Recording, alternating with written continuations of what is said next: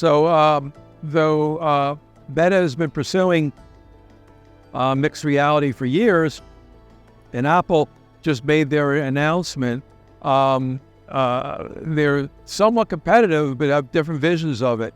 The DNA of Meta is based on gaming, and what Mark Zuckerberg has always said the future is a social interaction, whereas Apple sees their Vision Pro and their spatial computing as an extension of the advances and inflection points in computer interfaces that we've seen over the last half a century, from the graphical user interface to the mobile interface, and where because their way of controlling it by your hand motions and eye motions as on an artificial canvas as part of that, and it's more of a workplace thing and an individual activity than something for gaming or social. So there's two different visions, but the technology is basically the same. The technology dream they're chasing,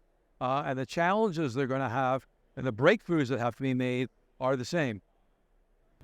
So I am Stephen Levy, editor-at-large of Wired and author of 8 books. Watch me on the Technologist of the Month podcast.